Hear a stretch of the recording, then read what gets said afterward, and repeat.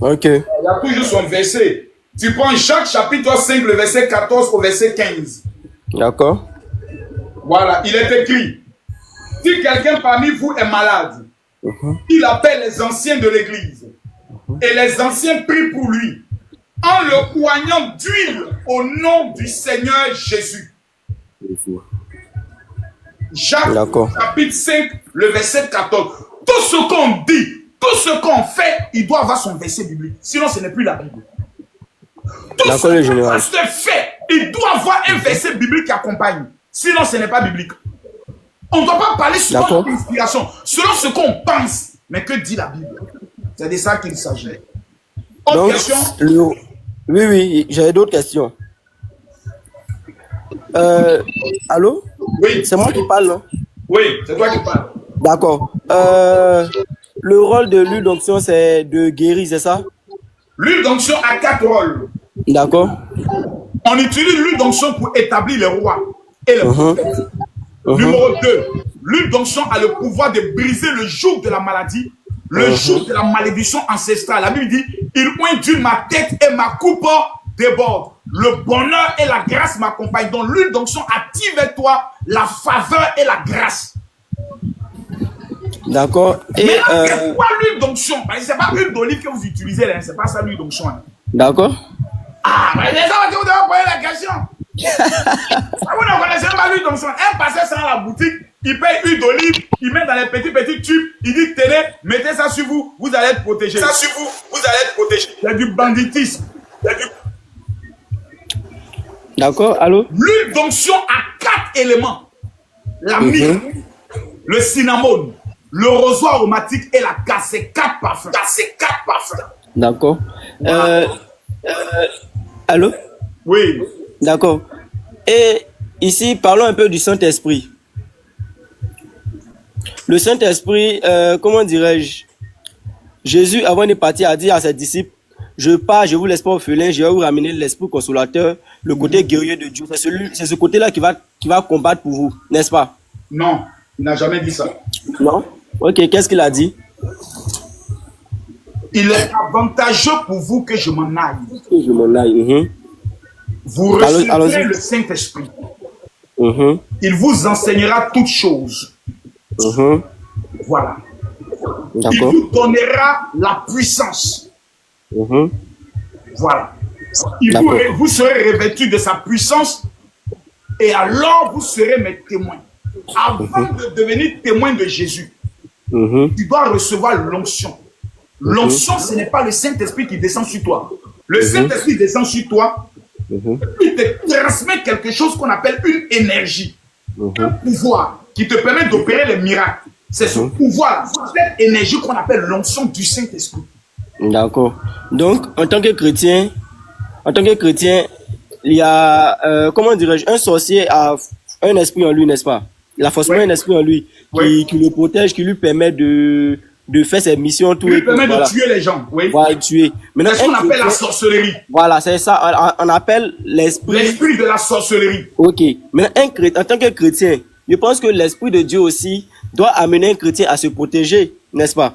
Oui, il nous protège, il nous défend. Oui, le Saint-Esprit est notre défenseur. D'accord, mais j'ai demandé, avant de commencer, j'ai demandé l'huile d'onction. Quel est le rôle de l'huile d'onction? Vous avez dit l'huile d'onction permet de protéger. Donc, si je comprends bien, est-ce que l'huile d'onction... J'ai dit l'huile d'onction brise le joug. Brise quoi? Le joug. L'huile d'onction opère des guérisons et des miracles. Oui. Donc, en quelque sorte, l'huile d'onction a le même rôle que le Saint-Esprit? Non. Le Saint-Esprit travaille et opère au travers de l'huile d'onction parce que le Saint-Esprit répond aux actions prophétiques. C'est pour ça que Jacques non, écoute-moi bien. Jacques dit, la foi sans les actions est une foi morte. Le Saint-Esprit est un esprit, donc une entité. Il faut savoir faire mouvoir cette entité. Il faut savoir faire déplacer cette entité. Il faut savoir faire agir cette entité. C'est pour cela. Jésus était rempli du Saint-Esprit, n'est-ce pas? Oui. Il avait la puissance. Oui. Mais tu as remarqué qu'à un endroit donné, il a craché, il a fait la boue, il a mis sur les yeux d'un aveugle. Il a dit à l'aveugle, va te laver. Et l'aveugle a été guéri. Le Saint-Esprit a agi dans le mouvement de l'action prophétique. D'accord. Voilà. Donc le Saint-Esprit agit souvent dans les mouvements. Le Saint-Esprit, c'est un mouvement. Il se meut. Il est en toi, mais peut se mouvoir. Par exemple, tu peux prendre de l'eau et puis tu peux dire, je demande à tous ceux qui sont malades de venir boire cette eau. Pendant que tu vas boire, le Saint-Esprit agit au travers de cette eau. Il rend le miracle spectaculaire afin que les gens puissent croire en Jésus. D'accord. Voilà. Mais une dernière question. Vas-y. Lorsque l'apôtre Pierre et Jean furent remplis du Saint-Esprit, ils allaient prêcher et puis ils ont rencontré un boiteux de naissance qui était assis devant l'église. Est-ce qu'ils ont utilisé l'huile d'onction pour le guérir? C'est ce que j'ai fait. Parce qu'ils ont dit, nous n'avons ni or ni argent, ce que nous avons, nous te le donnons au nom de Jésus-Christ de Nazareth, lève-toi et marche. La Bible dit, c'est après qu'ils aient fini d'être remplis du Saint-Esprit. Bon, c'est comme si je vais te reposer la question, pourquoi Jacques était rempli du Saint-Esprit alors dit, si quelqu'un parmi vous est malade, oignez-le d'huile. Je ne comprends pas. Jacques, apôtre de Jésus, était rempli de l'onction, était dans la chambre haute, dit, si quelqu'un parmi vous est malade, il faut le oindre d'huile. Pourquoi il a dit ça? Bon, là, j'ai pas assez d'informations là-dessus. Dieu, il peut agir de façon directe. Je te prends un exemple. L'apôtre Paul, on allait prendre ses habits et puis on allait toucher les gens qui étaient malades et puis ils étaient guéris. Est-ce que ça veut dire qu'on doit toujours utiliser l'habit? C'est des actions prophétiques. L'homme de l'apôtre Pierre, lorsqu'il couvrait des malades, les malades étaient guéris. À un moment donné, je prie pour des gens, il faut rentrer dans mon nom. J'ai dit, sors, vérifie. Il dit, je ne sens plus la maladie. C'est pour dire que Dieu opère tantôt du même. Mais l'huile d'onction est une pratique de la foi chrétienne. D'accord. Ce n'est pas une pratique par hasard. C'est une pratique de la foi depuis Moïse. Quand un pasteur doit être établi, on verse l'huile sur sa tête, on le consacre. Pour dire à partir d'aujourd'hui, ce homme il est mis à part. C'est pour ça que la Bible dit, il oint d'huile ma tête et ma coupe déborde. Parce qu'il y a des entités. L'argent est une entité. Ce n'est pas le Saint-Esprit. C'est ça. L'argent, c'est un esprit. Oui, c'est ça. Le mariage est un esprit. Au-delà de la prière, il y a des actions prophétiques qui les activent vers toi. Oui, c'est ça, c'est ça. Ce sont des pratiques que les Juifs connaissent que nous ne connaissons pas. Mais nous, on va tous en diable. Parce que les catholiques, quand ils sont venus nous évangéliser, ils ont voulu nous abrutir pour faire croire que les actions prophétiques ne doivent pas exister. Est-ce que tu sais qu'au temps des apôtres, plutôt, au temps même des apôtres, et au temps de Jésus, et même jusqu'au temps de Moïse, on prenait le vin comme ça pour verser à terre et on parlait? Non. Tu n'as jamais su ça, non? Même au temps de Jésus? Tu n'as jamais su ça, non?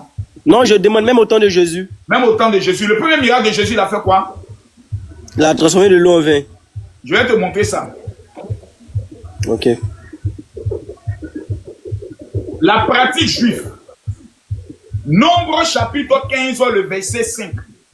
Tu feras une libation. Tu sais ce qu'on appelle libation, non? Oui, oui, oui, oui. La libation, c'est laisser quelque chose à terre et puis on parle. Voilà, oui. Il dit, et tu feras une libation d'un quart de rein de vin avec l'holocauste et le sacrifice pour chaque agneau. La Bible dit en Apocalypse chapitre 6, le verset 6, ne faites pas du mal à l'huile et au vin. Quand Jésus doit mourir, il a pris le vin ça. Et il a dit quoi? Ceci est le signe de notre alliance. Buvez-la. Mon fils, quelqu'un qui commence une année, sans prendre le vin, au nom de Jésus, versé à terre et dans l'eau pour commander aux entités, ne réussira pas dans cette année. C'est des actions prophétiques dangereuses qu'on nous cache. La preuve, tu ne savais même pas que verset 20, ça existait dans la Bible. Oui, oui. Tu n'as jamais dit ça. C'est ça. Et quand ma console dévoile ça, on trouve que j'ai dévié. Et les pasteurs se cachent après pour aller faire ça. Mon fils. Oui, général. Emilienne, je vais déverrouiller ton micro. Accepte et puis pose-moi ta question. N'allez pas jeter le vin. faut aller prendre une bouteille de vin. Faut prendre un billet de banque, le plus petit qui est chez toi. Faut écrire tout ce que tu veux dessus en 2025. Mets ça dans la bouteille de vin. Lis le psaume 66. Vous vous amusez. On est dans un monde là. La Bible nous enseigne que c'est le spirituel qui contrôle ce monde. C'est pas une affaire de blablabla. Un monsieur comme Makoso, il est assis. Tout ce qu'on fait contre lui, il est toujours devant. On l'attaque, il est toujours là. On le combat, ça ne prend pas. Quel est son secret? Il y a même seulement, il y a les actions, il y a les parfums, il y a les choses secrètes. Prenons le cas ça là. On appelle ça le parfum de David. Ce petit truc là. Voici le plus puissant parfum actuellement en Israël. Ça, un chrétien, un musulman ne l'a pas chez lui à la maison. Il y a des choses que tu n'auras pas. Fatma, pose-moi ta question. Vous pouvez commencer à parler de mes secrets à tout le monde ici. Bonjour Makoso. Bonjour Fatma. Question. Voilà. Moi, j'aimerais savoir où Jésus a écrit dans la Bible ou dans quel verset qu'il est Dieu.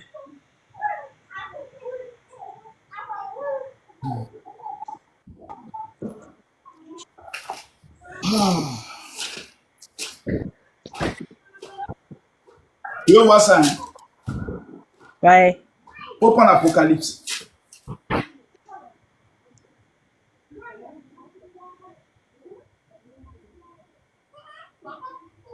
Prends Apocalypse chapitre 1, le verset 17. Tu as ça? Non, j'ai pas la Bible ici. Il est écrit, quand je le vis, je tombais à ses pieds comme mort. Il posa sa main sur moi en disant, ne crains pas, je suis le premier et le dernier et le vivant. J'étais mort et voici, je suis vivant au siècle des siècles. Je tiens les clés de la mort et du séjour des morts entre mes mains. Il va plus loin. Attends, il y a un autre verset que je vais te donner. C'est ça mais que j'aime plus. Excuse-moi.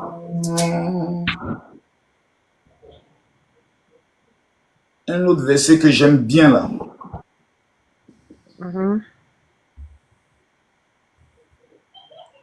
Que l'esprit vaincra.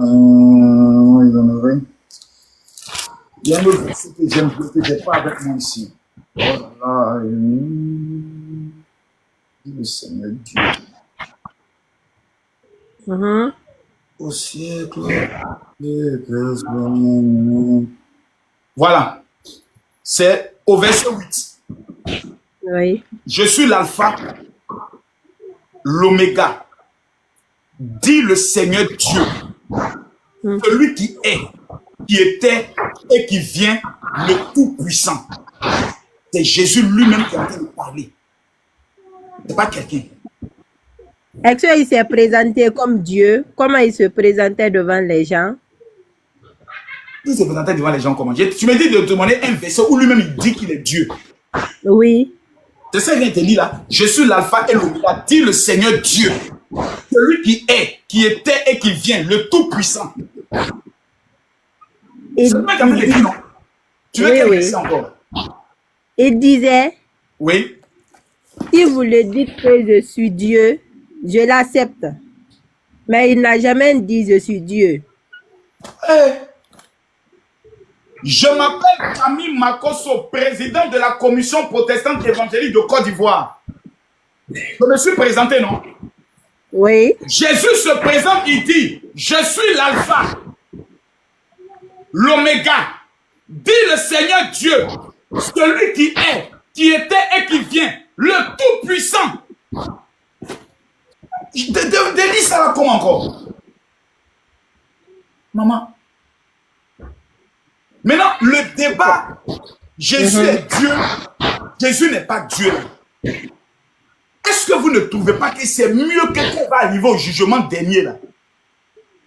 La vérité qui a sorti là-bas et puis on va voir clair. C'est pas mieux? C'est mieux, mais c'est un prophète. Selon toi, non? Selon beaucoup de personnes. Moi, j'accepte ça. Mais pour moi, c'est mon Dieu. J'accepte ça aussi. Maintenant, si j'ai tort, je vais aller à l'enfer. Mais si j'ai raison, j'irai au paradis. On ira ensemble. Merci bien. Voilà, palabre est finie. Mais il n'y a pas de débat. Pour moi, là, c'est comme ça. Pour toi, c'est pas comme ça. Au jugement dernier, le vieux père là va nous expliquer les choses là-bas. Voilà. Mansi. C'est mieux, hein? Moi, je ne suis pas dans les débats. Voilà. Pour moi, là, c'est mon Dieu. Pas moi, c'est mon Dieu. Le vieux, là, il le croit en lui. Quand je le prie, là, je vois les résultats. Il me donne l'argent. Voilà, il vient de me donner 10 000 € actuellement, là. Je crois, oh, je crois. Oh, je crois. Allô? Allô? Kadia? Oui. Quelle est ta question? Bonjour.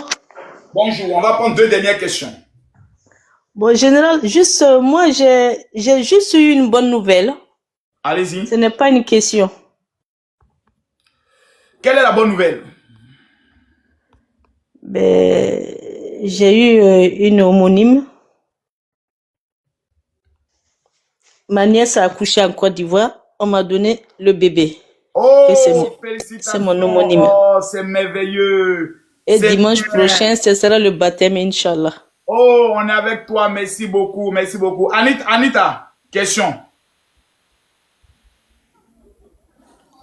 Bonjour, pasteur. Bonjour, les gens sont mauvais. Elle dit, elle a dit, et alors?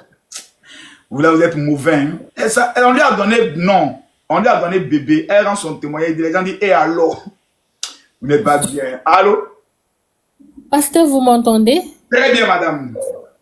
D'accord. Est-ce que nous, en tant que chrétiens de façon générale, on a une possibilité d'aller voir les marabouts, les fétiches, et de prendre également des bains, de porter des gris-gris? Ça, c'est ma question.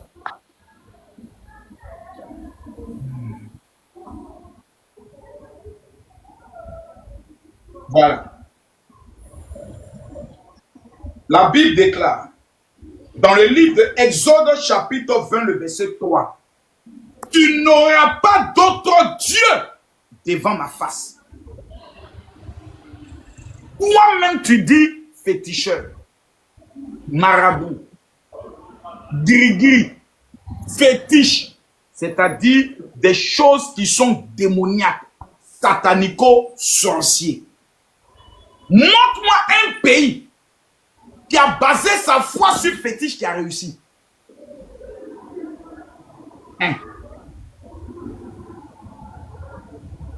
Et moi, je te cite 4 pays qui ont basé leur foi sur la Bible et qui ont réussi. Lesquels? États-Unis d'Amérique, l'Angleterre, la France, l'Allemagne, Singapour, Corée du Sud, je peux t'en citer, Nigeria. Faut me citer un pays où il y a beaucoup de fétiches et puis eux, ils ont réussi.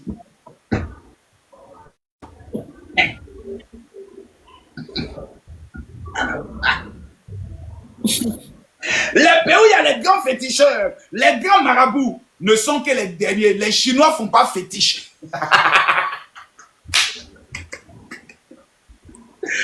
Oh, tu as compris, non, ma soeur? Voilà. Donc, faut pas. Et ceux qui disent que ça protège contre le mauvais œil, la mauvaise langue et qu'on sort. Moi, je tue les comme les croyances africaines. Moi, je tue féticheur, je tue sorcier, je tue marabout. Ce sont mes petits. Grâce au feu que Jésus me donne. Avec Jésus là, je n'ai pas besoin de payer 5 francs. Je n'ai pas besoin de me protéger à quelque chose. Je n'ai pas besoin de faire gris-gris. Il m'a donné... Et nous, qu'est-ce qu'on peut faire pour nous protéger? Il faut simplement t'enfermer le soir à minuit, tu te fermes. Et puis tu lèves tes 2 mains vers le ciel et tu dis, Jésus, je t'accepte dans ma vie comme mon Seigneur et mon protecteur. Viens habiter dans mon cœur et sois le seul maître de ma vie. Et quand tu finis cette prière, débarrasse-toi de tous tes fétiches. Ne va plus baiser n'importe où. Conduis-toi dans la sainte voie, dans la vérité, et tu vas voir le changement radical. Les autres prendront de l'argent. Ils te diront, faut tuer telle chose, faut faire tel sacrifice. Jésus a déjà fait le seul sacrifice, le sacrifice ultime. Il a donné sa vie à cause de toi, pour ne plus qu'un seul sorcier ait la domination sur toi. Voici la différence entre nous et les féticheurs. Nous, on n'a rien à payer. On n'a qu'à l'adorer. Mon âme bénit le Seigneur. Et quand on commence comme ça, tous les sorciers qui sont dans le périmètre commencent à trembler. Ils commencent à fuir. Lorsqu'on nous lance un sort, le sort ne peut pas atteindre son objectif parce que l'Éternel est avec nous. 1000 tombent à notre côté, 10 000 tombent à notre droite. Nous ne sommes pas atteints parce que nous avons avec nous celui qui est le vainqueur des vainqueurs, Jésus de Nazareth. Alléluia. Question. Merci. Sahélienne. Oui, bonsoir, Père Général. Bonsoir. Au fait, moi, je voulais juste vous saluer, je n'ai pas une question. Merci pour votre salutation. Et vous dire heureuse année. Merci beaucoup. Et je vous souhaite tout le meilleur. On va prendre une question.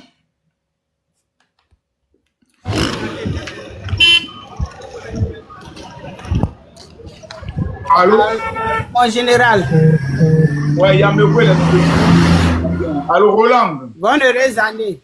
Merci beaucoup. Oui, j'ai une question. Je vous écoute. J'ai une question qui me perturbe. Je veux savoir vraiment. Moi, je suis une chrétienne plus de 10 ans, mais j'ai quelque chose que je ne comprends pas. Vas-y. On me dit, comment se manifeste le Saint-Esprit au fait? Parce que les gens me disent que tous ceux qui ne parlent pas en langue n'ont pas le Saint-Esprit. Que le signe initial du Saint-Esprit, c'est le parler en langue. Le parler en langue n'est qu'un signe de la plénitude du Saint-Esprit. Le don de guérison aussi en est un signe. Le don de révélation et de prophétie aussi en est un signe. Parce que, le général, je ne vous coupe pas la parole, hein.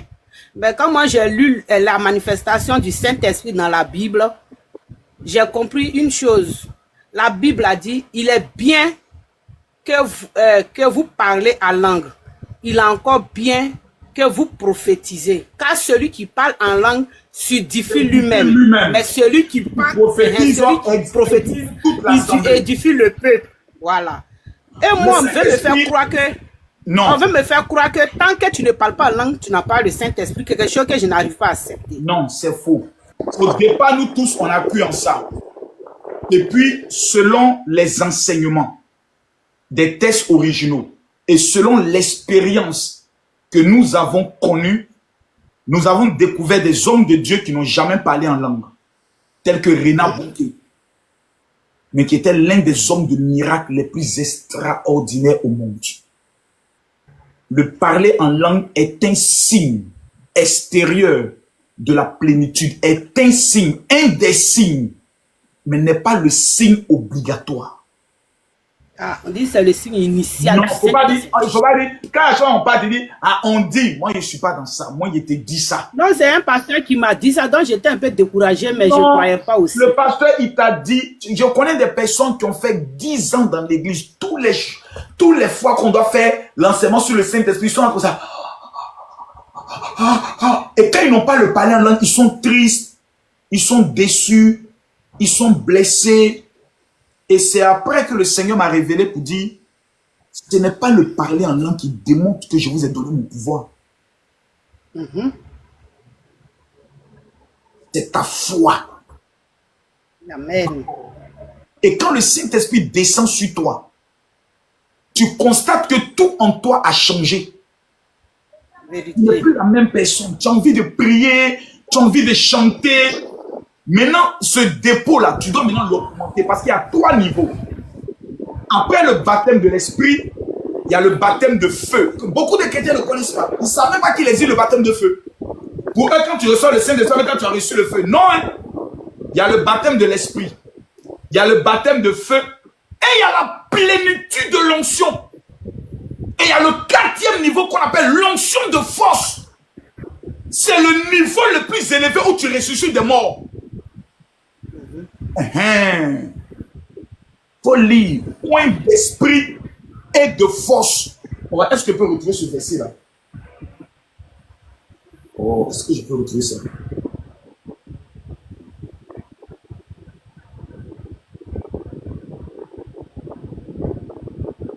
Regarde. Regarde. Hein. Acte chapitre 10, le verset 38. Vous savez comment Dieu a oint du Saint-Esprit et de force Jésus de Nazareth dans 2 niveaux. Il a oint du Saint-Esprit et de force. Beaucoup ont été oints du Saint-Esprit. Beaucoup n'ont pas encore reçu l'onction de force. C'est un niveau où lorsque tu as un niveau de consécration aussi assez pénible. C'est le niveau où tu dois atteindre les 40 jours de jeûne, les 30 jours, tu es retiré de tout, tu es couché souvent dans des montagnes, tu es en train de prier matin, midi, soir, tu es déconnecté de tout. C'est un prix à payer qui fait en sorte que tu atteins un certain niveau. Ou lorsque tu en fasses, il y a des hommes tels que Charles Figney, dans l'histoire de la chrétienté, qui étaient oints de force. Il y a des hommes tels que Catherine Kuhlman, qui était oint de force. Lorsqu'elle arrive dans un endroit, elle n'a même pas besoin de parler. Catherine Kuhlman est assise, et vous tous qui êtes dans le périmètre, vous commencez à pleurer. Vous commencez à demander pardon à Dieu. Vous commencez à tomber, vous commencez à vous rouler sans qu'elle ne parle. C'était une Américaine. Si c'était un Africain, on dit, oh, ça, c'est les mensonges. Mais une Américaine, en quelle année? Dans les années 1960, entre 1960 et 1980. Donc, c'est pour dire qu'il y a des niveaux dans le domaine de l'onction. Il y a le baptême de feu qui fait en sorte que lorsque tu te tiens devant une personne, quand la personne te regarde dans les yeux, la personne peut s'écouler parce qu'elle dit qu'elle voit le feu dans tes yeux. Et cela, c'est le niveau de prière. Lorsque tu commences à atteindre les 7 heures de prière par jour, les 8 heures de prière, tu passes à un autre niveau, à une autre dimension de l'onction. C'est un prix à payer. Quand les apôtres ont jeûné pendant 10 jours, ils ont reçu les 2 baptêmes. Le baptême de l'esprit, ils ont été remplis de l'esprit et des colonnes de feu sont descendues sur eux. Ils ont vécu les 2 manifestations en même temps. Voilà. Dieu te bénisse, ma soeur. Amen. Je ne connais pas beaucoup. On dit Makoso. Makoso ne connaît pas la Bible, mais... On dit Makoso ne connaît pas la Bible. Oh, il ne connaît rien, mais c'est qu'il est en train d'enseigner depuis 2 heures. Tu es en train de comprendre qu'il n'est pas ton camarade. Hein? Il y a des choses même que tu ne connaissais pas. Voilà.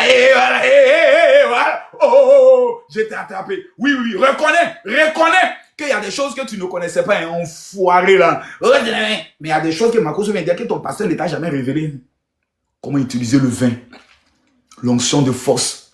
Tu ne connaissais pas ça. C'est pas grave. Non, c'est pas grave, je te comprends, ça va aller. Loïc. Oh my God. Moi, je n'aime pas venir devant les gens montrer que je connais rien. Mais c'est le jour où il te prend en débat, qu'il te fait lire l'heure. Il te fait sortir des petits versets bibliques que toi-même tu ne connaissais pas. Allô, Loïc. Bonsoir, pasteur Makoso. Bonsoir. Quelle est votre question, cher frère? Ouais, bonsoir. Bon, ma question est que, quelle est la différence entre la Bible et un livre de géographie qu'on achète à la librairie?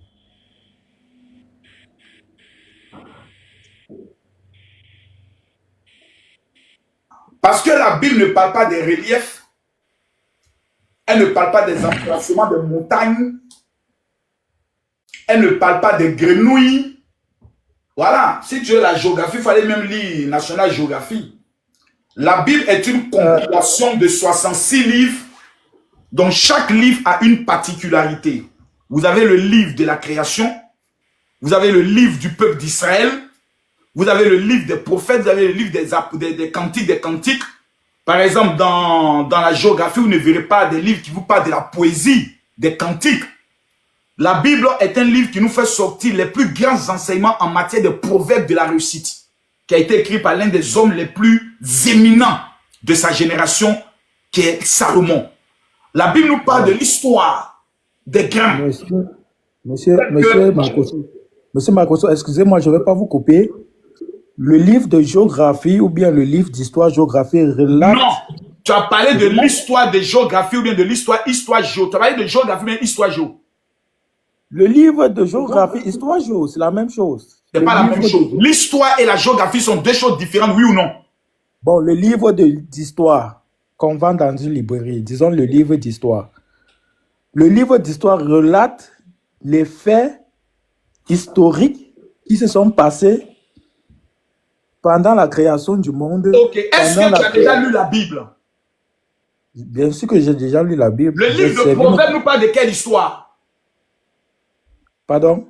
Le livre de Proverbes nous parle de quelle histoire? Moi, je sais que la Bible parle de l'histoire de Jésus. Faut calme-toi. Donc, tu n'as même pas lu la Bible. Tu mens. Pourquoi tu mens? Je ne connais pas le livre des Proverbes. Je ne suis Mais pourquoi pas... tu dis que tu as lu la Bible? Pourquoi tu mens? Faut dire donc tu as menti. Est-ce que... Non, non, reconnais d'abord que tu as menti tout à l'heure quand je t'ai posé la question. Est-ce que tu as lu la Bible? Tu as dit oui. Donc tu as menti. J'ai lu la Bible, mais je n'ai pas lu le livre des Proverbes. Donc tu n'as pas lu la Bible?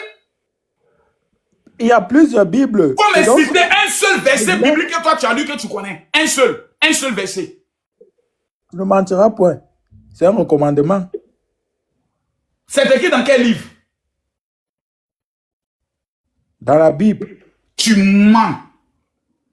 Quelqu'un qui a lu la Bible qui ne peut même pas reconnaître le texte qu'il a lu. Mon gars, si tu viens comme ça dans mon live, tu te crois comme un mendiant. Tu es un mendiant. Monsieur Makoso, tu es un mendiant. Je ne suis pas mendiant. Monsieur Pasteur Makoso, excusez-moi. Descends, tu es un mendiant.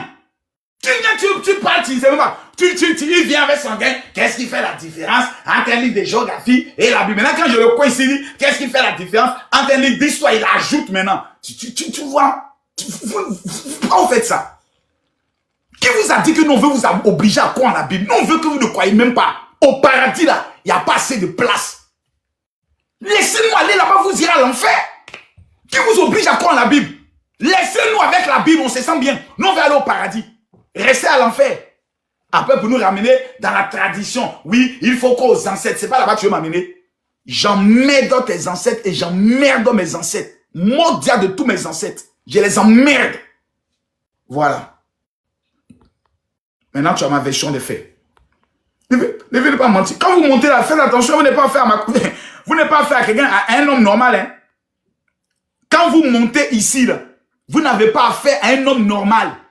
Vous avez affaire à quelqu'un qui a 25 ans d'expérience dans ce qu'il dit. 25 années d'expérience. Je ne suis pas votre petit pasteur avec qui vous venez faire des petits débats de chiffonniers. Non, il est écrit. Non, je ne suis pas seul. Hein. Non. Vous avez affaire à un docteur. Hein. Je suis un docteur. Hein. Je ne suis pas votre camarade. Hein. Je suis un docteur. Hein. Vous pouvez me parler de votre ami. Mendiant. Je ne suis pas un mendiant. Tu es un mendiant. Je ne suis pas un mendiant. Tu es un mendiant. Bonsoir. D'abord, tu es mal élevé. Bonsoir. Descends là-bas mal élevé. Oh, bonsoir, les camarades. C'est bonsoir général ou bonsoir monsieur. Bonsoir imbécile. Mal élevé. Tes parents t'ont pas bien éduqué, enfoiré que tu sois. Je te permets de parler devant 1000 personnes, un chienton comme toi. Tu vas d'abord me dire merci. Dans ta petite vie de misère, toi, tu vas parler devant 1000 personnes. Enfoiré que tu sois. Viens encore, bonsoir, on est des camarades. Salopard. Allez. C'est comment? La réponse était dosée, non? Mais les gens mal élevés qui montent, ils pensent que c'est un pays, ils pensent que je suis leur camarade. Si on te donne le temps de monter pour moi me parler, en temps normal, tu dois dire merci à Dieu. Un chien comme toi, un chienton comme toi, en temps normal, on va savoir où vous parler. Quelqu'un qui est plus riche que ton papa et ta maman ensemble. Je te donne l'opportunité de me parler. Bon, ouais, bonsoir, on est des camarades. Enfoiré. Allez, je vais prendre une autre personne. Vous n'avez pas la bouche, vous voulez monter sur le panel de Makoso. Et la bouche, hein. Et la bouche. Elle est montée sur la... devant le Daichi. Attention, faites attention.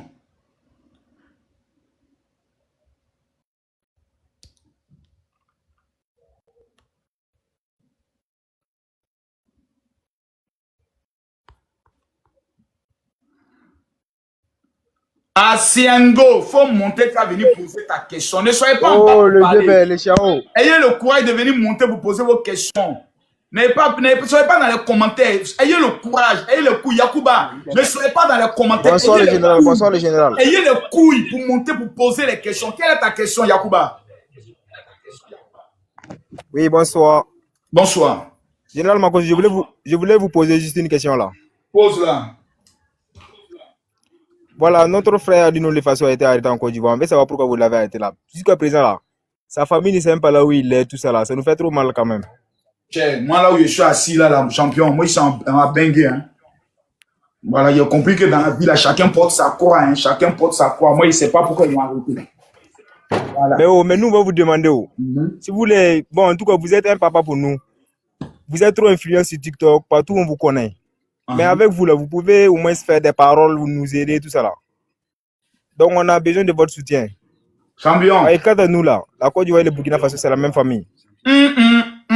Beaucoup de Burkinabés actuellement, c'est pas allez où on est assis là, ce n'est plus la même famille. Hein. C'est AES, nous on est CDAO, on n'est plus même famille. Voilà. Mais quand même, c'est dans la même Afrique là quand même.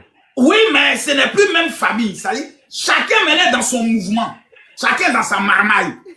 Certains ont choisi la Russie, d'autres nous on collabore avec la France, les États-Unis et les autres pays. Donc, ce n'est plus la même chose. Maintenant, quand ton frère qui a été arrêté, moi je prie Dieu qu'il retrouve sa famille. Mais il faut laisser les gens. Tu sais, dans la vie, là, toi par exemple, on peut t'arrêter. Hein. Du simple fait que tu as parlé à moi, là, on peut t'arrêter au Burkina. Parce qu'on peut vouloir essayer de voir quels sont tes liens avec Makosso. Je prends un exemple. On arrête quelqu'un, par exemple, en Côte d'Ivoire. On vérifie dans son téléphone, on voit Alino, quelqu'un qui échange beaucoup des appels avec Alino, qui a été arrêté. Oui. Le gars, par exemple, ne veut pas parler. On l'a arrêté, on lui pose les questions, il ne répond pas. Tous ceux avec qui il a l'habitude d'échanger, là, on va les mettre d'abord sur écoute. Après, si on constate que dans la conversation des uns, il y a des propos qui sont sortis, qui vont dans le cadre de l'enquête qu'on est en train de mener, automatiquement, on va le prendre. Et quand les renseignements généraux vont prendre quelqu'un là, ce n'est pas un visage découvert. Hein? Parce que ceux qui font les renseignements généraux sont des personnes qu'on ne voit jamais. On ne connaît pas. Parce qu'ils peuvent s'infiltrer. Donc, ils viennent cagouler. Ils viennent te prendre et puis ils vont être toi. Ils vont t'interroger dans un endroit qu'on appelle la DST, la Direction de la Surveillance du Territoire. On va te poser des questions. Si tu réponds aux questions qu'on a fouillées dans ton téléphone, qu'on n'a rien vu, tu rentres chez toi à la maison. Ça peut prendre une semaine, ça peut prendre 2 semaines, ça peut prendre 1 mois. Si on découvre des choses dans ton téléphone qui vont à l'encontre d'une déstabilisation, on te remet au procureur et ton avocat vient maintenant pour défendre ton cas et ta cause. Pour l'heure, là, on n'a pas encore donné des chefs-lieux d'accusation. La justice n'a pas encore dit l'individu a été arrêté à cause de temps. Prions Dieu qu'il n'y ait rien. Parce que Alino, c'est quelqu'un qui faisait quoi? Il faisait des levées de fonds pour soutenir des militaires, des familles de militaires qui sont tombés au fond, oui ou non? Oui. Quelqu'un peut aller le dénoncer pour dire le gars là, il fait des levées de fonds pour faire un coup d'état, oui ou non? Oui, justement, mais... Non, laisse-moi. Quelqu'un qui ne l'aime pas peut aller faire ça, non? Oui, bien sûr. Et on voit effectivement qu'il fait des levées de fonds. Maintenant, c'est lui qui va se dire non, je précise, ces levées de fonds que je fais là, c'est pour soutenir les militaires qui sont tombés au front. Voici par exemple un spectacle que j'ai organisé. Certains de vos artistes en Côte d'Ivoire étaient là-bas. Et puis on regarde, on vérifie, on dit ah, merci monsieur, c'était une erreur, rentrez chez vous. Alino là, est-ce qu'il a la nationalité ivoirienne ou bien il est seulement burkinabé, il n'a pas d'autre nationalité? Bon, malgré tout ça, même s'il n'a pas la nationalité ivoirienne là, une fois qu'il est en Côte d'Ivoire, puis il y a des Ivoiriens aussi qui sont ici, ils n'ont pas la nationalité. Moi je pose la question, est-ce qu'il a, quand même, d'autres ont dit qu'il a la nationalité ivoirienne et puis burkinabé. Moi je ne sais pas, je pose la question. Bon, est-ce qu'il a la nationalité ivoirienne? Répondez-moi dans les commentaires, moi je ne sais pas. C'est une question que je pose. Ça je ne le sais pas. Non, moi aussi je ne sais pas. Donc tu voulais dire quelque chose tout à l'heure, tu voulais dire qu'il y a des Ivoiriens? Oui. Je dis bien, il y a des Ivoiriens aussi qui sont ici au Burkina. Oui. Ils n'ont même pas la nationalité burkinabé, mais il n'y a pas tout ça là ici. Puisque c'est nous ici, là, nous considérons les Ivoiriens comme nos frères, tout ça là. Oui, oui. Tu sais, il y a près de 4 millions à 6 millions de Burkinabés en Côte d'Ivoire. Hein. Oui. S'ils ont pris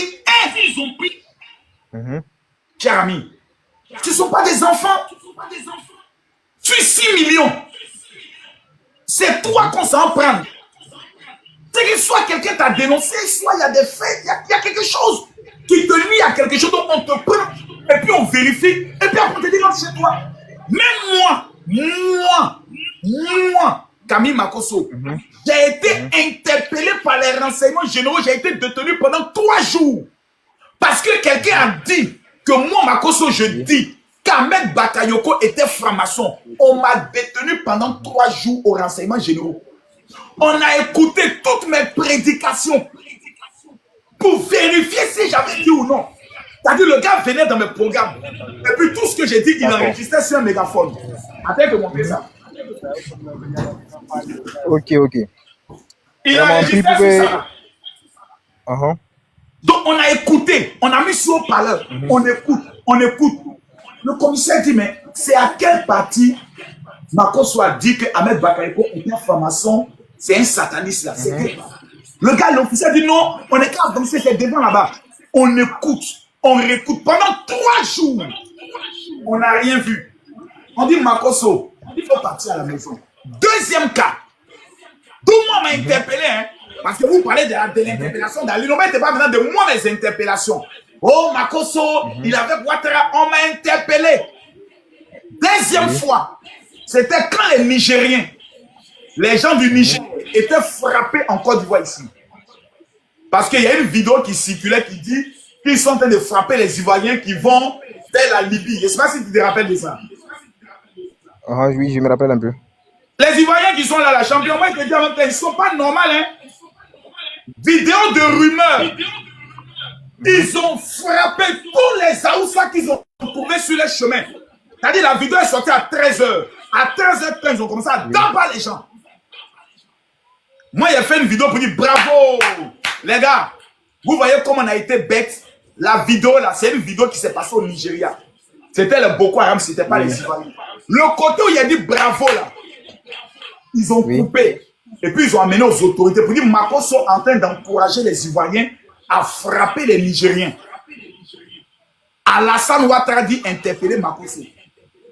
Parce que Alassane Ouattara est le seul de tous les présidents qui se sont succédés en Côte d'Ivoire.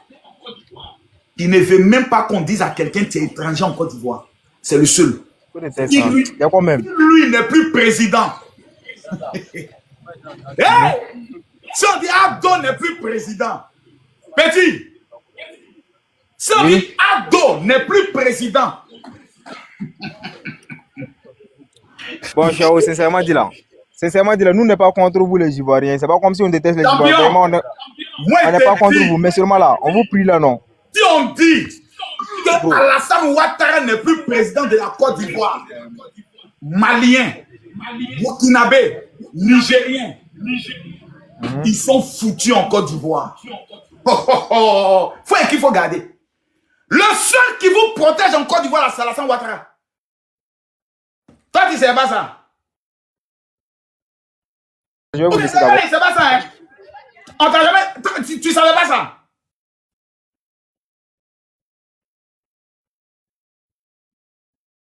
En fait, le gars, il ne savait pas ça, hein? Moi, il te donne l'information. Le seul qui protège les Burkinabés, les Maliens, les Nigériens, c'est Alassane Ouattara. Sinon, Ivoirien va dire, il y a acte terroriste au Burkina. Et puis on n'est qu'à faire village, ceux qui fuient la guerre, là, on va leur donner territoire où ils vont aller dormir. En Côte d'Ivoire, Ivoirien. Jamais. Et là, tu connais les Ivoiriens. C'est Alassane Ouattara qui nous a rééduqués. Et puis on ne peut plus toucher étrangers. Sinon nous, c'est-à-dire, dès que il y a eu 49 militaires Ivoiriens qui avaient été arrêtés au Mali, non? Si c'était Gbagbo qui était au pouvoir, si c'était un autre président qui était au pouvoir, les Ivoiriens allaient brûler tous les magasins des Maliens. Le même jour là, ils allaient tout brûler. Et vous connaissez les Ivoiriens, vous ne les connaissez pas, hein? Les Ivoiriens, mais allez vous renseigner. Il n'y a pas 2 fois plus bas billet que nous. Nous, on est nés malades. Nous, on est nés fous. J'ai dit, les 49 soldats qui ont été arrêtés au Mali, là, Si ce n'était pas Alassane Ouattara qui était au pouvoir, les Ivoiriens allaient brûler tous les magasins des Maliens qu'ils allaient trouver sur le chemin. Façon qu'on a arrêté nos 2 militaires, gendarmes au Burkina. Et puis le président burkinabé est venu dire Houphouët-Boigny était un collaborateur de la France. Si c'était Alassane Ouattara n'était pas président. Mais les Burkinabés qui vivent en Côte d'Ivoire, mais ils allaient tous aller se cacher en forêt. Les Ivoiriens sont sauvages. Allez demander aux Ghanéens. Ils vont vous expliquer qui sont les Ivoiriens. Ils ne sont pas normaux. Quand ils commencent, il n'y a plus rien qui peut les arrêter. Mais Alassane Ouattara est venu au pouvoir. Il dit, celui qui traite quelqu'un d'étranger, je le mets en prison. Il y a une femme qui est blogueuse, cyberactiviste, Alassane Ouattara. On a tapé les Nigériens. Elle a fait vidéo pour insulter les Nigériens. Ils l'ont jeté en prison. Même moi, je partais en prison. C'est quand j'ai amené les preuves que ma vidéo là, je n'encourageais pas les Ivoiriens qu'on m'a libéré. Alassane Ouattara là, il est le sauveur en Côte d'Ivoire des Burkinabés, des Maliens, des Guinéens et des Nigériens. Priez Dieu qu'il ait longue vie. Parce que lui-même là, on l'a traité d'étranger. Donc il ne veut pas que quelqu'un soit maltraité ou traité d'étranger. Il n'aime pas ça. C'est pour ça que quand on l'insulte, il ne veut pas que les Ivoiriens réagissent. Même si les Ivoiriens disent, on veut faire manifestation devant l'ambassade du Mali, il dit, celui qui sort, je le mets en prison. C'est Ouattara qui nous a éduqués. Ouattara a changé l'image des Ivoiriens, l'esprit des Ivoiriens. Ça fait en sorte qu'aujourd'hui, quand on voit notre frère, on se dit, c'est nos frères. Laissez tomber. Et c'est sur les réseaux que les gens parlent. Mais c'est un monsieur qui vraiment, ça je le dis, jamais les Burkinabés ont été aussi heureux en Côte d'Ivoire que Sossouf Ouattara. C'est sur le président Alassane Ouattara. Allez demander, prenez le téléphone, appelez vos frères du Burkina Faso. Autant de babos. Mais quand les gens parlent, ils oublient. Il y a des gens à côté de la RTI là. Ils font jardinage. C'est-à-dire ils ont des couteaux et des fossiles. C'est les Burkinabés, les Maliens, les Nigériens. Ils font les plantations, les fleurs. Ils sont allés les ramasser. Et puis ils les ont présentés à la télévision. Pour dire, nous venons d'arrêter des assaillants qui s'apprêtaient à attaquer la RTI. J'ai dit bien des jardiniers. Et puis tu vois dans les mains, il n'y a pas pistolet, il n'y a pas fusil, il y a couteau, il y a grigui, et puis il y a des fossiles. On les a pris comme ça. Vous parlez d'Alino, autant de babos, on les a arrêtés puis on les a présentés à la télé. Moi, il me rappelle de ça comme c'était hier. Autant de babos. Quand il y a manifestation dans le pays, on cherche d'abord les Burkinabés. D'abord, c'est eux on cherche. Les Burkinabés faisaient des cars pour retourner au Burkina, autant de babos, autant de la crise. Parce qu'ils disaient, les Ivoiriens nous accusent de déstabiliser le pays. On les cherchait. On les cherchait même. Avec joie. Quand Alassane Ouattara est venu, tous les Burkinabés ont vu les affaires prospérer. Tous les Maliens ont vu les affaires prospérer. Tous les Guinéens ont vu les affaires prospérer. Tout le monde commence à être prospère. Et puis, on va prendre des faux palabres, des rumeurs pour venir créer palabres entre les deux pays, bêtement. Et puis, on commence à faire palabres inutiles. J'entends même des gens qui disent, si nous on s'énerve, on va arriver en 24 heures à Abidjan. Pendant que chez eux, il y a des terroristes, en 24 heures, ils ne peuvent pas les déloger. Est-ce que vous êtes sérieux? Est-ce qu'on est normal? J'entends aussi des Ivoiriens qui disent, oh, vous là, dès que ça commence, on va exterminer tous vos parents qui vivent ici, des êtres humains. Est-ce que vous trouvez que on est conscient de ce qu'on dit? Et quand on parle, non, vous voyez, ce n'est pas de votre faute, ce sont les Blancs. À un moment donné là, foutons la paix aux Blancs. À un moment donné, foutons la paix aux Blancs. Les Blancs ne sont pas le malheur de l'Afrique à un moment donné. C'est nous-mêmes notre propre malheur. Donc à un moment donné, il faut le courage de le dire. Nous devons parler de paix parce que nous sommes des Africains. Nous devons travailler à ce qu'il n'y ait pas de clash et de division. Sinon, nous tous on perd. Quand il y a la guerre, ça ne dit pas qui est Burkinabé, ça ne dit pas qui est Malien, ça ne dit pas que ça va tuer tout le monde. C'est pour cela, moi, je défends mon pays, la Côte d'Ivoire. Même si on me dit qu'il ne faut plus jamais venir dans notre pays, je m'en fous. C'est qu'on va me dire, Marcos, il ne faut plus jamais rentrer dans ton pays là. Que ça peut me faire un peu mal. Même si les Ivoiriens disent, Marcos, on ne veut plus de toi en Côte d'Ivoire. Je suis en France. Je suis en Guinée. Je suis au Cameroun. Je suis le bienvenu au Congo. Je suis le bienvenu au Togo, au Bénin. Je suis le bienvenu aux États-Unis. Qu'est-ce que j'ai à foutre avec des pays PPTE? Mais quand il y a la vérité, il faut la dire. Nous sommes en train d'être manipulés. Nous sommes en train d'être manipulés. Au temps de Bago, on nous disait que ce sont les Burkinabés et les Maliens qui veulent détruire notre pays. À vous, votre temps, on vous dit maintenant que c'est les Ivoiriens qui veulent détruire votre pays. C'est tout ce qu'on appelle la manipulation. À un moment donné, on n'est qu'à se concentrer sur le travail. Nous sommes dans une nouvelle année. Cette année-là, chacun doit courir derrière son argent. Les conneries des débats sur Internet, ça ne peut pas changer le pays. Ce sont des débats inutiles. Ce sont des débats bêtes. Je répète à tous les Burkinabés et les Maliens, et les Nigériens, et les Guinéens, et les Ghanéens, les Togolais, les Béninois, qui vivent en Côte d'Ivoire. Votre protecteur, l'homme qui vous permet de prospérer sans être inquiété, là, le seul, après Oufé Boigny, s'appelle Alassane Ouattara. Si vous le perdez, si vous l'attaquez, le jour où Dieu va dire, Alassane, viens auprès de moi là. Les Ivoiriens que vous voyez qui disent non, vous êtes nos frères, là, ils vont enlever leur vraie masse, leur vrai visage. Actuellement, ils vous montrent un visage. Et puis le vrai visage, ils ont caché ça. Vous allez me dire quoi? Mais il y a des Ivoiriens qui vivent au Mali, non? Il y a des Ivoiriens qui vivent au Burkina. Est-ce que les Ivoiriens qui vivent en Côte d'Ivoire, est-ce qu'ils reconnaissent même les Ivoiriens qui vivent au Mali? Ils les insultent, mais vous allez faire quoi là-bas même? Il y a des maudits là. Cherchez à rentrer ici, vous allez faire quoi là-bas? Si vous restez là-bas, donc quand bien vous frappez, mais nous, vous avez envoyé là-bas. C'est comme ça l'Ivoirien est. Donc, le Burkinabé aime l'Ivoirien. L'Ivoirien aime le Burkinabé. Le Guinéen aime l'Ivoirien. Pourquoi la Côte d'Ivoire n'a pas de problème avec la Guinée? Vous avez jamais posé la question. On n'a pas de problème avec les Guinéens. En Guinée, là, c'est un militaire qui est au pouvoir. Vous l'avez une fois entendu venir dire oui, on veut déstabiliser mon pays. Il n'est pas dedans. Pourquoi la Côte d'Ivoire n'a pas de problème avec le Togo, ni le Bénin, ni le Ghana, ni le Libéria qui est juste à côté? Mais c'est seulement le Mali, le Burkina et le Niger. Pourquoi? C'est que quelque part, il y a un sorcier, il y a un démon qui se promène entre les trois pays là et qui essaie de les faire croire que la Côte d'Ivoire est leur ennemi parce que lui seul, il a ses intentions qui sont cachées, il a ses ambitions cachées. Donc il doit utiliser ces trois pays pour réaliser son rêve et vous tombez dedans. C'est ce qui fait mal aux Ivoiriens. Mais actuellement, ce qui va aussi vous faire mal, c'est quoi? C'est qu'on vient vous dire que oui, le président Alassane Ouattara était pour une intervention militaire au niveau du Niger. Oh oui, mais en même temps qu'il était pour une intervention militaire, en même temps, il était pour l'armement des soldats burkinabés, dont il a amené au moins 2 milliards d'équipements militaires, quand même. Je vais déstabiliser un pays, et puis j'envoie 2 milliards d'équipements militaires.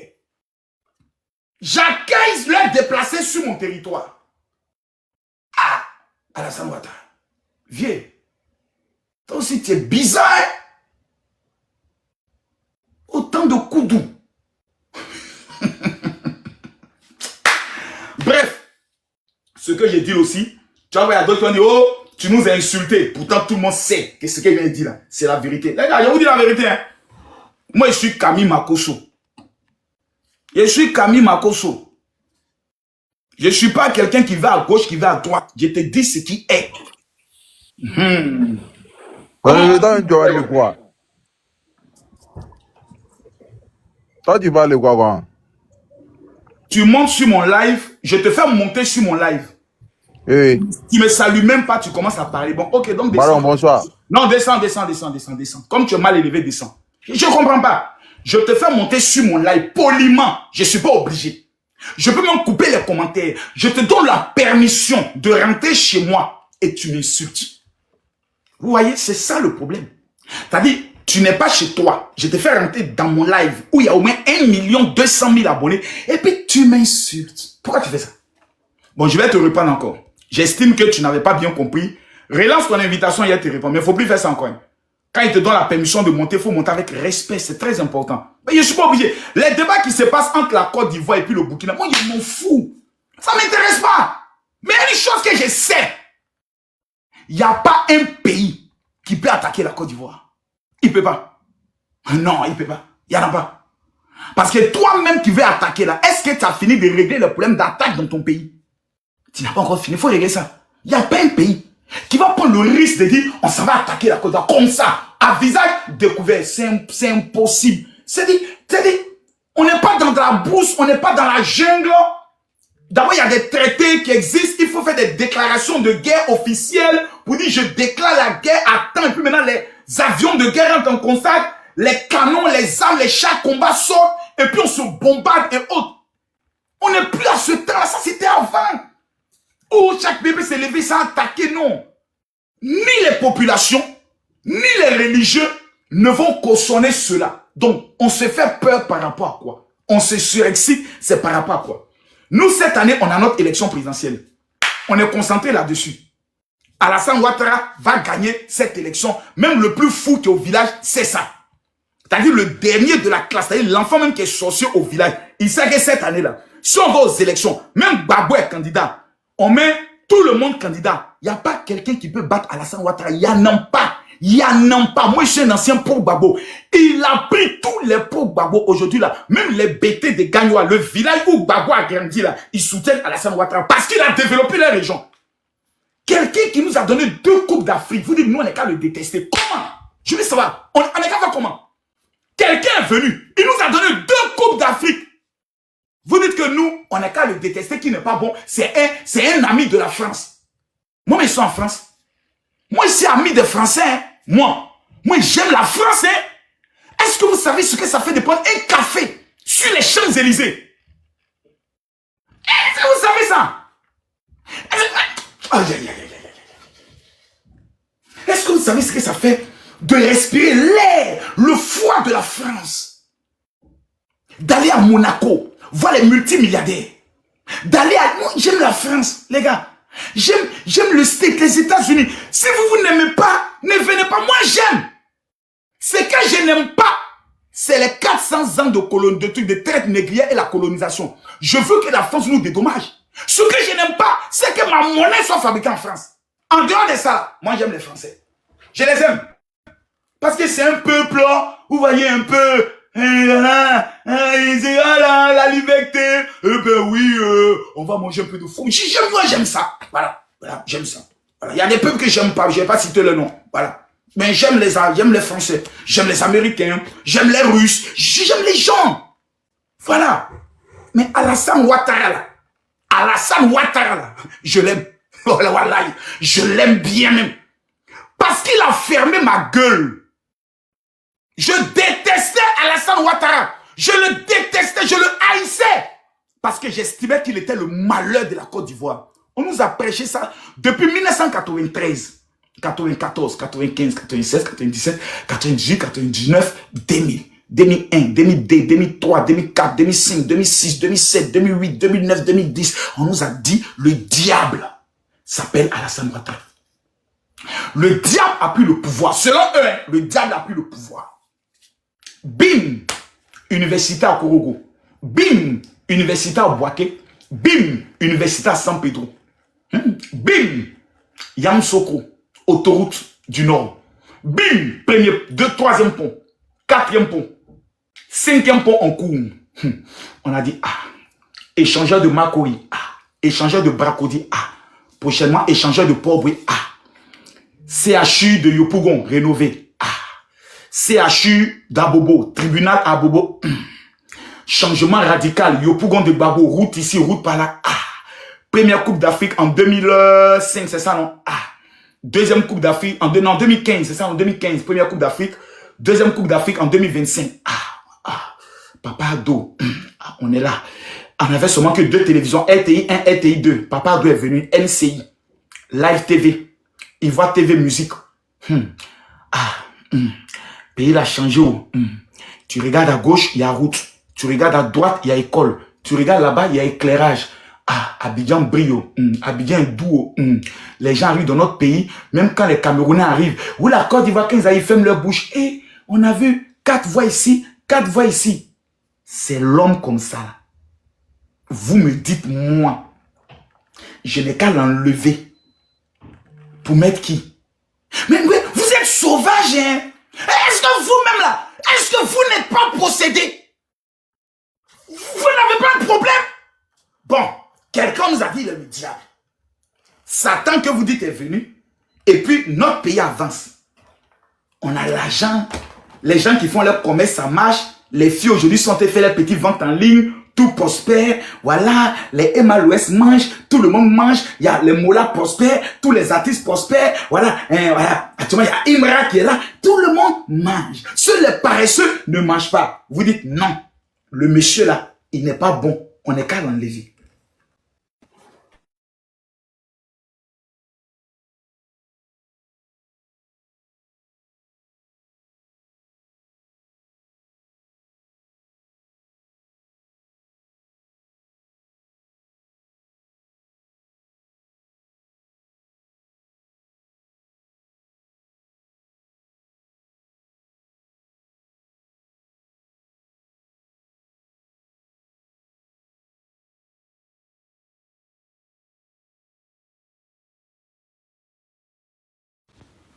Voilà, excusez-moi, hein, on a été coupé.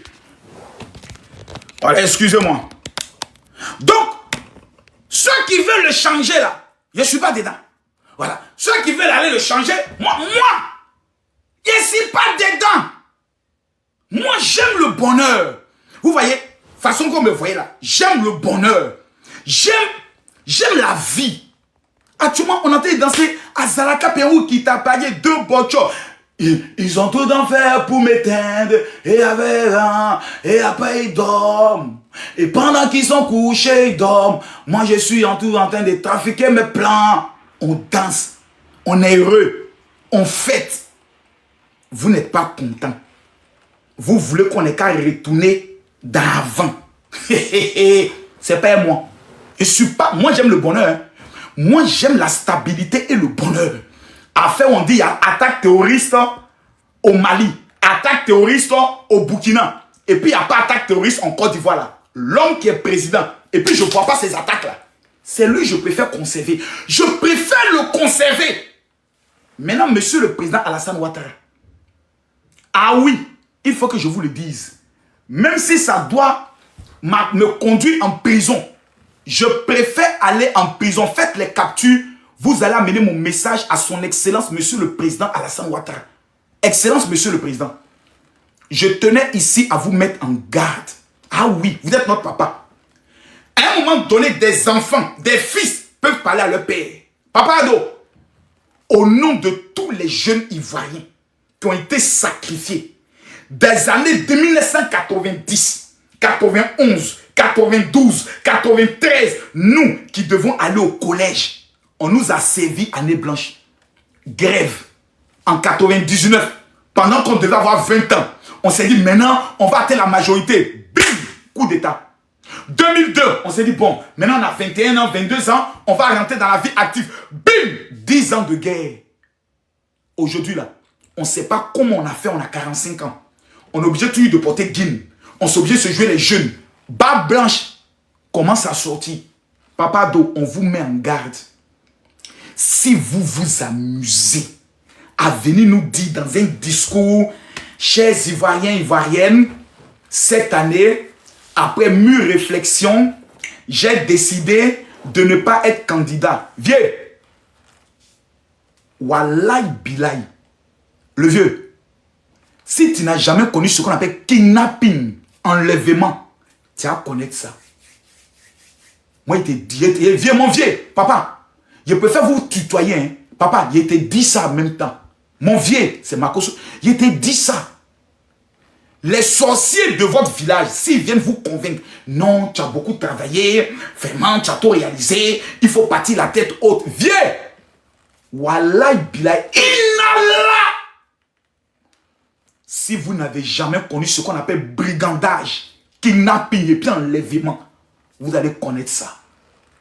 Pendant que nous avons la menace de la Russie, la menace des djihadistes, la menace des terroristes, pendant que nous sommes en train de parler là, les gens sont en train de comploter, venir nous déstabiliser. Le seul nom qui fait peur s'appelle Ado. Le seul nom qui a une crédibilité sécuritaire depuis qu'il est président, on n'a pas entendu gaga gaga gaga gaga. Lui, il va venir nous dire, je m'en vais, viens, on va t'attraper, te faire asseoir et puis t'attacher sur ton fauteuil là. No bouging. C'est que tu as commencé, bonheur que tu as mis dans nos dents. C'est comme une femme qui commence à bien te faire l'amour, et puis pendant que c'est toi dit je ne veux plus. Non! Tu vas terminer! Oh, yeah, viens! Mon vieux! C'est que bonheur que tu as mis dans nos cœurs, et puis on est content, on s'est promené dans la ville d'Abidjan, il n'y a plus braquage, il n'y a plus état d'urgence, il n'y a plus coup-feu. Tu as parti où? Je demande à tous les Ivoiriens, fermez les frontières. Le président Alassane Ouattara, pour l'année 2025, est interdit de quitter le pays. Nous le gardons. On ne change pas une équipe qui gagne. Viens, c'est que tu nous as servi. Et puis on a goûté. Et puis, on entend des biens de... Et puis tu dois lever dans notre bouche là. Viens, on va mordre ton doigt. Ton doigt là, on va garder ça. Ça ne va pas partir. C'est que vous avez commencé. Vous allez terminer. Maman Dominique, maman Fantabé, dis à notre vieux là, la nuit, il a fallu dire. Nous, on est nerveux. Si on entend, même rumeur, que le président Ouattara va faire un discours pour ne pas se présenter, on se rend tous au palais présidentiel, on le prend en otage. Nous allons faire un coup d'état et puis nous allons le remettre encore sur le fauteuil. On fait un coup, on le peuple, on le bloque. On va lui donner un boissou. Quand on sait là, et puis la femme dit, je mets un boissou. On va lui donner un boissou de 5 ans. Pendant les 5 ans, il n'est qu'à clôturer la Côte d'Ivoire. Il n'est qu'à terminer le métaux. Il n'est qu'à finir le programme de financement des projets là. Je n'ai pas encore reçu mon argent. Il ne peut pas partir. Mon jet, je n'ai pas encore reçu. Conan n'a pas reçu son jet. Doumbia n'a pas reçu son jet. Assalé n'a pas reçu son jet. Viens là, n'est qu'à nous partager le jet quoi. Quand le jet va être dans notre main là, et puis on dit papa, après avoir réalisé tout ça, mon vieux, tu peux maintenant partir. 5 ans. La CAN qui nous a donné, la Coupe d'Afrique là, ça mérite encore 5 ans. Pour que tous les vieux sorciers là, n'ont qu'à mourir pour aller rejoindre Oufoué Boigny. Et puis la jeune génération là, il va les appeler pour les dire, je vous remets votre destin entre vos mains.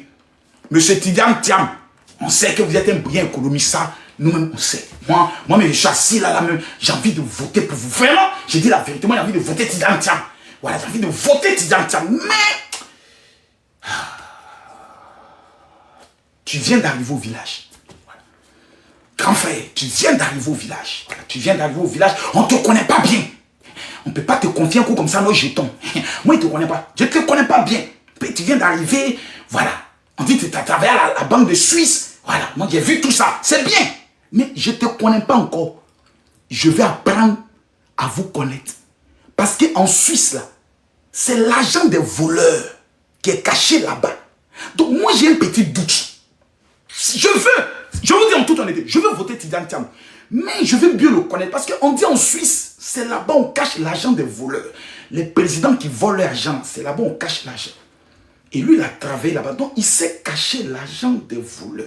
Il n'a pas caché l'argent des voleurs, mais il a travaillé là-bas. Donc, moi, il y a savoir. J'ai des questions à lui poser. J'ai un peu peur. Mais si on lui confie tout notre argent,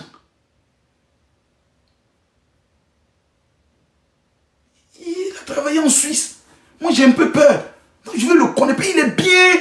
Il est éloquent. C'est un petit fils du feu. Moi, j'ai envie de voter pour lui. Hein.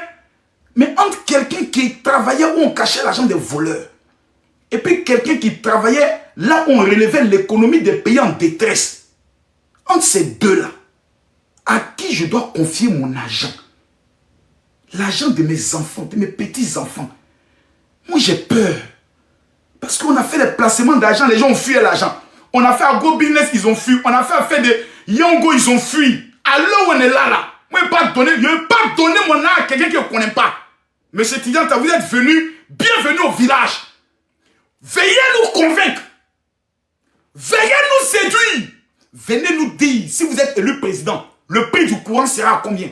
Mais pour l'instant, là, comme papa est là, voilà, l'enfant ne peut pas venir et puis on laisse papa pour prendre. On dit, bon, cours un peu, échauffe-toi. Tu as rentré dans le match. Le match, mais actuellement, il y a Drogba est là. Donc, échauffe-toi un peu. Tu t'échauffes un peu, tu dribbles un peu. Voilà, l'entraînement, tu montres que tu es fort. Mais pour l'heure, Drogba est buteur. Il vient de mettre 2 buts, 2 Coupes d'Afrique. On a vu le pont, le prix du cacao vient d'augmenter, on a eu beaucoup de chutes, voilà. Il y a goudron partout, même dans le goudron, il y a lumière. On n'avait pas vu ça avant, il y a des nouveaux marchés. Bon, Drogba est en forme actuellement, il est en forme. Est-ce qu'on doit faire sortir Drogba pour faire rentrer, pendant qu'on est en pleine Coupe du Monde, est-ce qu'on doit faire rentrer un nouveau attaquant qu'on ne connaît pas? Pendant que Drogba est fort, c'est un risque. Je te dis, c'est un risque. Alors on est arrivé là, moi je ne vais pas prendre des risques. Je ne vais même pas prendre des risques. Qui est l'homme, quand on entend son nom, les gens ont peur même de faire coup d'état. Il s'appelle Alassane Ouattara. Mais toi tu es trop pacifique. Toi, on a besoin de quelqu'un qui t'amuse 20 ans. Lui il n'est pas dans le débat, il n'est pas dans le discours, il n'est pas dans l'amusement. Il veut voir son pays avancer. On veut un homme rigoureux à la tête de notre pays. Donc vous venez d'arriver, on va vous montrer un peu, voilà comment le pays fonctionne. Voilà, faites le tour de la Côte d'Ivoire. Voilà, tournez un peu et puis soyez candidat. Faites vos preuves. Pendant l'élection, vous allez nous convaincre un peu. Et puis en 2030, voilà, on reviendra avec vous pour discuter avec vous. Mais pour l'instant là, celui que nous on connaît, qui nous a pas encore déçus, qui a gagné tous ses combats et qui a pris la Côte d'Ivoire étant décomposée et qui a recousu la Côte d'Ivoire, qui nous a mis à un certain niveau. On est aujourd'hui 10e puissance économique de l'Afrique. Il s'appelle Alassane Ouattara. Moi, je ne suis pas prêt à aller dans une aventure. C'est-à-dire, j'ai une femme qui me fait tout bien. Et puis, aller tester une autre femme. Je ne sais pas si elle est infectée. Je ne sais pas. Il fallait jamais j'apprenne à la connaître d'abord. Donc, séduisez-nous. Apprenez à nous connaître.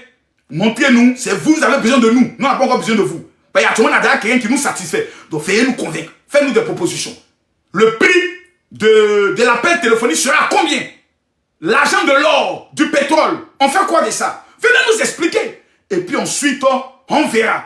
Mais pour l'heure, Papa Ado, voilà, au nom de tous les Ivoiriens, nous vous demandons humblement, non, nous ne vous demandons pas. Parce que si on vous demande, vous avez le choix. Papa, ne venez pas jouer avec nous. Nous, on ne vous a pas demandé de venir nous montrer les bonnes choses. Nous, on a connu la guerre, état d'urgence. Vous êtes venus, bim, Coupe d'Afrique. Bim, organisation des Cannes. Bim, coup de marteau. Bim ici, pont. Bim ici, autoroute. Nous, on n'était pas habitués à ça. Maintenant, vous nous avez habitués au bonheur. Vous voulez aller où? Vous voulez aller où? Ce que tu as commencé là, tu vas terminer. Et puis c'est nous maintenant qui allons te dire, papa, tu es fatigué. Nous venons vous demander de vous reposer. On a vu l'un de vos fils là, il allait bien. Ou bien, il y a un autre fils d'Oufoué là, Tidan Tama. Il nous a un peu convaincu, papa, il faut parler avec lui. Il va continuer le travail et puis il va améliorer ce que vous avez fait là. Sinon, 2025 là, les enjeux sécuritaires sont trop graves pour que vous partez. Vous vous représentez et on vous redonne un boisson. Vous n'avez pas le choix parce que votre opinion, alors on est arrivé là, le vieux ça compte plus. C'est les enfants qui prennent leur papa sans même leur avis et qui les amènent en maison de retraite. Pour l'instant là, nous vous disons, le temps de la maison de retraite n'est pas encore arrivé. Travaillez un peu encore. Voilà, 5 ans de travaux. Voilà, et puis après, on va aviser. À bon entendeur, salut. C'est de ça qu'il s'agit. Voilà. Donc ceux qui ont compris ont compris. Ceux qui n'ont pas compris, restez maudits à vie. Le bonheur est avec nous. Vous dites non. On n'est qu'à retourner dans le passé. Ou bien on n'est qu'à aller dans une aventure qu'on ne connaît pas. On n'est qu'à prendre des risques. Vous êtes méchant. Moi, je ne prends pas de risques. Là où je suis, et puis je me sens bien. Je me sens en sécurité. Mes enfants peuvent sortir pour me tirer pas sur eux là. L'homme qui me garantit ça là, c'est lui que je veux. J'ai vu la guerre. J'ai vu la guerre. Mes enfants ont vu la guerre. Je ne veux plus de guerre dans mon pays. Papa Ado, tu es le seul quand tu es là. Il n'y a pas de guerre. C'est toi on veut. Tous les jeunes de Côte d'Ivoire, c'est toi nous on veut. À bon entendeur, salut.